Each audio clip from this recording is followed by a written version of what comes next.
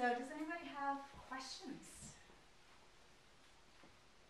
How'd you know about the scarification of the toothpaste? Did you do research? I did. I did a lot of that age?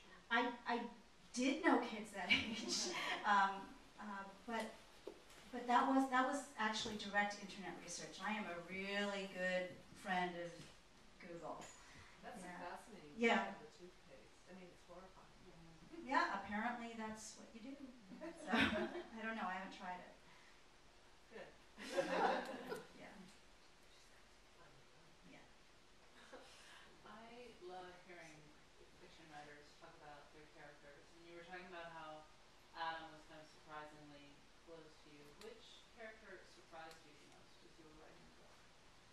I think Amber did, because she, much like the three primary characters or the three protagonists in the book, I had particular ideas about who I thought Amber was when I started writing the book. And then I realized how much of my own bias was getting in the way. And then she just kept doing, like they always talk about it, and it's true, your characters just do their own thing, and then you are like, oh, wow, okay, I guess that's who you are.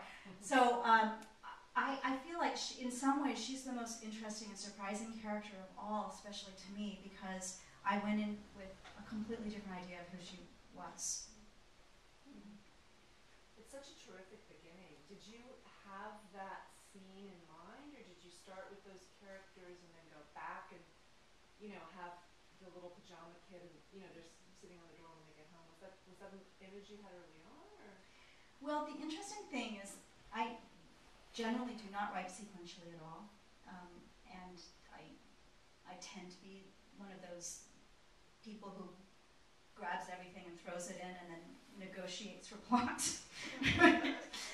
But that was the very beginning, from the very beginning. And I started writing the book at the Virginia Center for Creative Arts. Have you been there? Yes. Yes. So I was there in 2006. I was there in 2005 and 2006. In 2006, I was there for a month, and I had finished a short story collection there before. And I thought, what am I going to do? I'm going back, and this is the third novel I've actually written, first one published. I'm going to try the novel thing again. I'm going to do it this time. And I sat down, and I spent the entire month just what I called laying track, just not going back, just kind of plugging along. And I started from the very beginning, and that was the first thing that came out. And at VCCA, and as many artist colonies, a lot of times there are readings in the evenings. People spend all day in their studios, and this particular place has not just writers, but artists and composers. And so very often in the evenings there would be these fantastic gatherings where there would be readings or people sharing their work of various kinds, and I decided I wanted to do a reading with a friend of mine who was there, and so we did, and I just read the first few pages, which were very, very similar to what you heard, and it was very exciting because I knew just from reading to that audience for the first time that something had clicked, and there was some really good juju going on around this project. And the poet Gerald Stern had come down from New York for like one day. He's really famous, and he's in the New Yorker like every month or whatever. Anyway, and he came up to me afterwards, and he shook my hand, and he said, "This is going to be a great book." And I was just working off of manuscript pages that I had just done, that day or 3 days before, and it was fantastic. It was a great vote of confidence. So I don't know why it landed in that way, but it just popped into my head, starting from that moment, and then everything kind of rolled out from there. And then the rest of it was negotiating for plot. It's a lot of that. Yes. Can you describe what you mean by negotiating from plot? Negotiating for plot. Is it like being a sculptor? You throw a material out and then shape it into something afterwards? Yeah, kind of. So I think there are two approaches, or maybe there's a combination, which sometimes I do too. But there are those people who can see story and plot from the very beginning, and they might outline very detailed outlines, and then go in and fill in the blanks. And I don't work that way. I usually have no idea what the story's about. I don't know who the characters are. I have a vague idea. Maybe I often will start with place, which is kind of a bizarre thing, but for me, place and setting is very important. So negotiating for plot is once you have all that stuff in. And for this particular book, because I was at VCCA for a month and I was trying to generate a lot of work, I had my computer with me, and all those years of writing exercises that Elizabeth and I had done, all the pieces that had not ended up in short stories or other work, there were hundreds of pages of just kind of amorphous, somewhat junk, and a lot of that went in because I was just trying to get through material and push the story forward. So some of that, I mean, I don't know if you recognize. Do you recognize some of those pieces from our? It's all mixed together. Yeah. Yeah, I mean, certainly then it goes into what I call the fiction blender, which is, you know, I take stories from real life and from my life and other people's lives and things that I make up, and it all goes into the blender and you push blend and it comes into short stories too. Some short stories end up in there. Yeah, so it's a big mishmash in that way. Does that answer a little bit? I don't think there's any one way to do it right. I think it's a question of getting comfortable with your own process. I know more about this book than what you've just said, which is fantastic in the review. So it seems that you've written it from the father's point of view, the mother's point of view, and their daughter, and interestingly enough, not from Amber's point of view. Right. Because and yet, I mean, you don't have to. You can know a character through other people's points of view, and you can know them perhaps as well. You're not going to get their deep internal monologue, but there's some real mysteries around Amber, and I at one point did sit down and I have, you know, pages of Amber point of view stuff, but it didn't really work. I don't know why. So, and I felt like, actually, another part of this, when I first initially conceived of this, I wanted to work with three voices. There was a composer at VCCA who was writing a fugue, which I don't know much about, except that it's like 3 musical voices. I thought, oh, I'll do that for my novel, because that sounds really cool. So that was also why I just chose the 3 voices. These are all, you know, you make these random decisions when you're working, and then it turns into, hopefully, something. But Amber then becomes sort of a moral compass. Or the reflection of the other characters. Sure. I mean, a mirror for the other characters in a way that shows so. their defects. have you read the book, or are you saying from what you've heard? I'm just curious. I haven't read the whole book, but I've worked with Ericka a lot, and I'm just wondering, because it seems like a choice that you made for an effective reason. Okay, now we're getting into that area where the writer doesn't always understand her own work, perhaps as other people who then analyze it and say, yes, I guess Amber is a foil or a mirror, or, you know, great, okay. Is she? You know, for me, she just is who she is, and the story is what it is at some point. I don't know how helpful, actually, it is to make those kind of judgments or statements about the work itself, or when you're that close in with it. So I'll let you say, yes, okay, sure. Other questions? Yes. So now that this one's out in the world, are you going to go back to the other 2 novels you've written, or are you working on something else? Okay, so the other 2 novels, my beloved First Children are going to stay private. I was talking with my daughter the other day about it. What was it, Emma? Who was it? You do. Okay.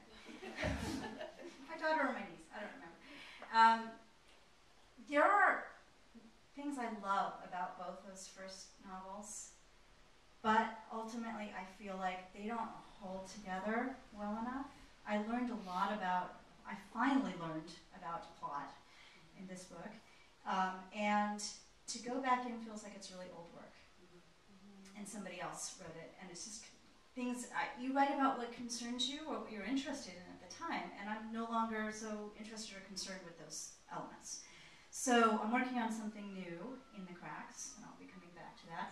I'm writing another novel, and it's also based in Oakland. That was another choice I made here. After writing a collection of short stories, all of which were based in a mythical Bay Area city I created called San Andreas, which was great to create it, but I had to have maps, and I didn't know where anything was, so I had to create this whole world. And then I thought, when I started this, I'm just going to put it in Oakland where I live, so I can know if I'm driving from Farmer Joe's down to the Greyhound station, how long that takes.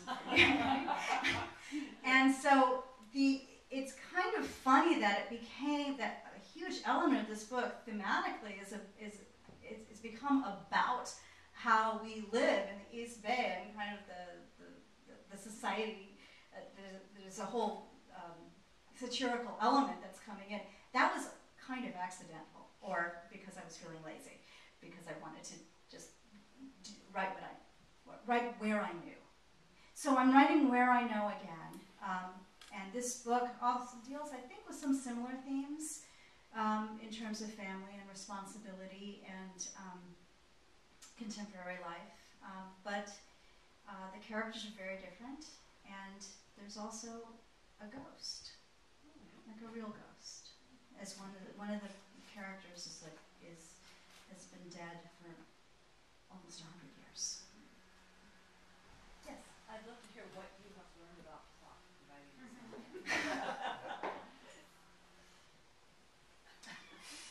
Wow. Yeah, and just to sum it up,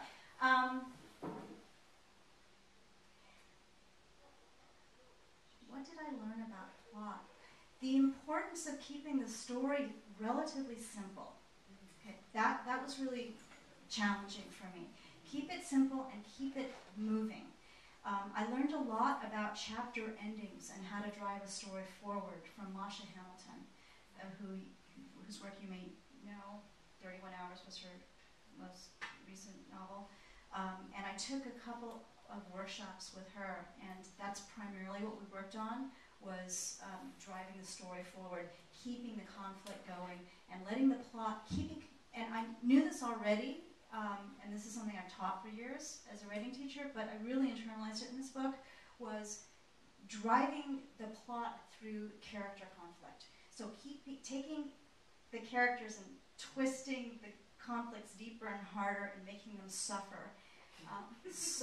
There's one more story about BCCA where I was writing a chapter about Polly, and I knew that I had to make Polly suffer terribly.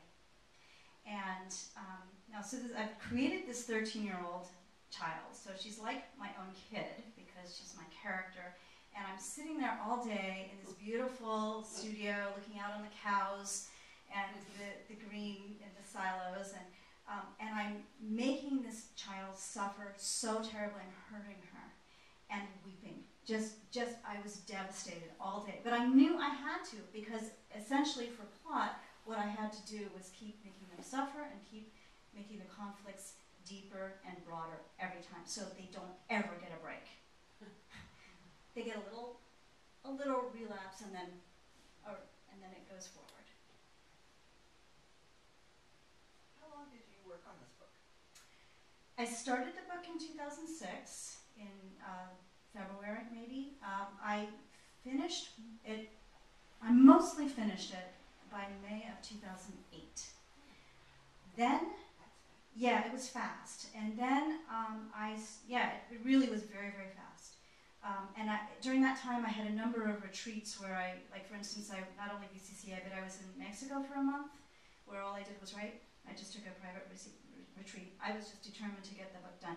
Then the book then I had a personal tragedy, and the book the manuscript sat in the back of my car for 2 years. It literally drove around, and I forgot about it.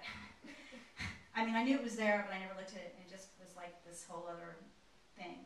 So when I came back into it in the summer of 2010, then I did a number of rewrites, including some fairly significant rewrites, but basically the bulk of the book was written in 2 years, which for me is really fast.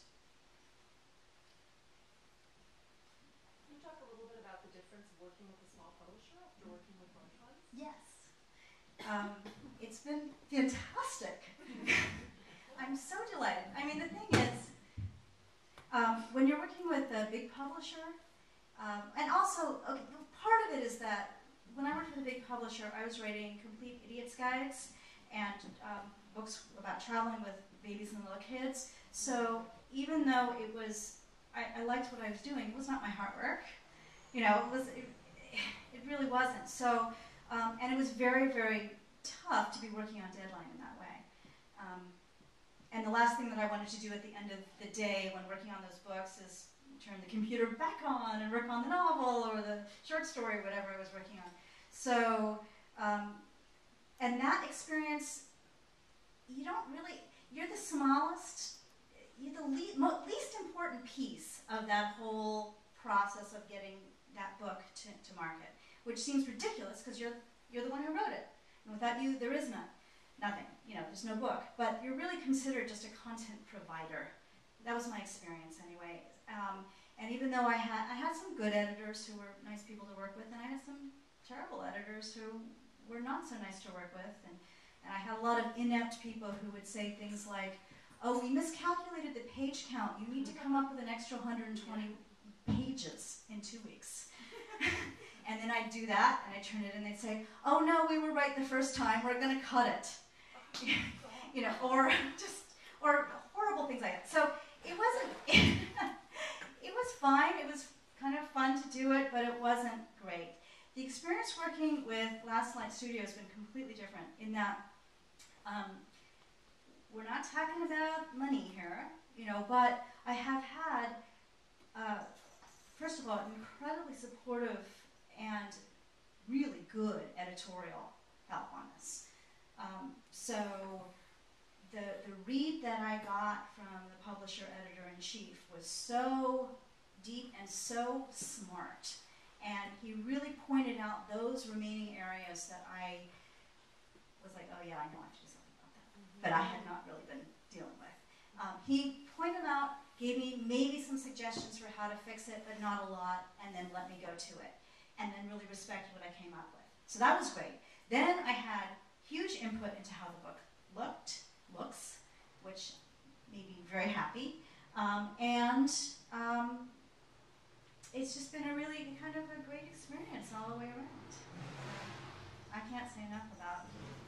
I think it's kind of the best of both worlds. It's not self-publishing, where you're just completely on your own, and there's still, even though it's much more acceptable now, there's still that element of a little bit of, but it's also, if self-publishing is here and publishing with, you know, the big guys and we're the tiniest little cog is here, I would say it's closer to self-publishing, but it's much more, it's just where I feel comfortable.